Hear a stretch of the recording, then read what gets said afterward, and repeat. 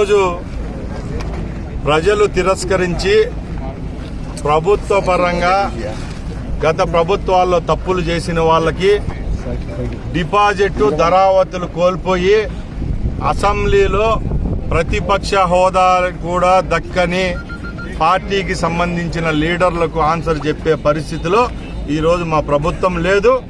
మేము ఎవరికన్నా ఆన్సరబుల్ అంటే అది కేవలం రాష్ట్ర ప్రజలకే. కాబట్టి ఇప్పుడు కూడా రాష్ట్ర మంత్రిగా నేను ఒకటే చెప్తున్నా, జగన్మోహన్ రెడ్డి ప్రభుత్వం చేసిన తప్పులు మేము చేయము. ఎందుకంటే జగన్మోహన్ రెడ్డి లాగా 108, 104 ట్రాక్టర్లని లారీలను తీసుకొని వచ్చి బెంజ్ సర్కిల్ కాడి నుంచి వారధి వరకు పెట్టేసి ఒకే రోజు సంబరాలు చేసుకొని మిగతా 364 రోజులు ప్రజలు కష్టాలు గురి చేసిన ప్రభుత్వము ఆ పార్టీ.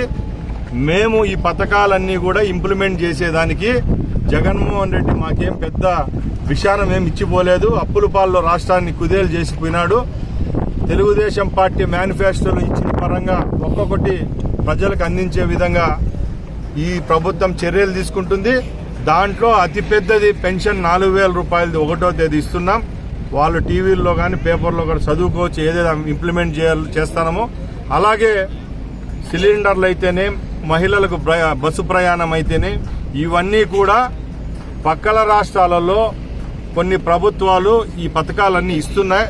అక్కడ ఏ విధమైన పొరపాట్లు జరుగుతూ ఉన్నాయో అవన్నీ ఒక సమీక్షించి ఒక 10-20 రోజులు లేకుంటే ఒక నెల రోజులు వేచి ఏ విధమైన సమస్యలు లేకుండా ఇచ్చే రోజుకి 100% పాలు ట్రాన్స్పరెన్సీతో ఇవ్వాలని చెప్పి మా ప్రభుత్వం కంకణం కట్టుకునింది. అంతే తప్పగా జగన్మోహన్ రెడ్డి అనేవాడు కేజీ పిండితో 1000 చపాతీలు చేయాలంటాడు. అది కుదిరే పని కాదు. మా ప్రభుత్వము అన్ని సంసిద్ధంగా ఖజానాను రెడీ చేసుకొని ప్రజల దగ్గరికి పోతాం. మేమేమైతే మేనిఫెస్టోలో చెప్పినట్టు తూచా తప్పకుండా చేస్తాం. మేనిఫెస్టోలో లేనోటి కూడా చేసేదానికి సిద్ధంగా ఉన్నాం.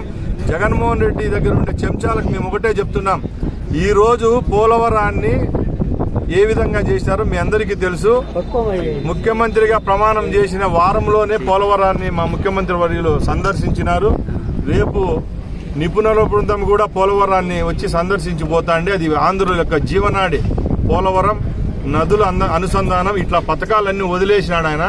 ఈరోజు అవన్నీ చేసేదానికి మేము సిద్ధంగా ఉన్నాం. గుట్కాలు, నాటుసారాయి తాగే వాళ్ళకి మేము సమాధానం చెప్పం.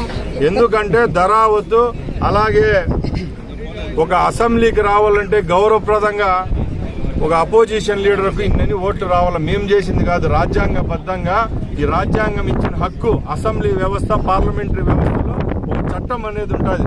దానికి కూడా కోల్పోయి ఈ రోజు స్పీకర్ను కూడా బ్లాక్మెయిల్ చేసే వ్యవస్థ ఎవరి దగ్గర ఉందంటే అది కేవలం జగన్మోహన్ రెడ్డి ప్రభుత్వం ద్వారా ఉంది. కాబట్టి ఇవన్నీ ప్రజలు గమనిస్తూ ఉన్నారు. ఆడంబరంగా ఏ కార్యక్రమం చేయము. ఈ రోజు ఒకటే చెప్తున్నాం, ఈ వైసీపీ వాళ్ళు కట్టుకునే ప్యాలెస్ దగ్గరకు కూడా తెలుగుదేశం పార్టీ మంత్రిగా నేను వచ్చినా మా యొక్క కార్యకర్తలను కూడా మేము ఒక్కటే చేతులు జోడించి గౌరవంగా చెప్పాం, ఇది గవర్నమెంట్ ప్రోగ్రాము, లోపలికి వెళ్ళి నేను ఒక్కనే సందర్శిస్తా అని చెప్పి కూడా పోయినామంటే విజ్ఞతతో ఆలోచించాలా. అది కౌరవుల ప్రభుత్వం, ఇది ఈరోజు గౌరవ ప్రభుత్వం. మీరందరూ గుర్తుపెట్టుకోవాలా. జై హింద్.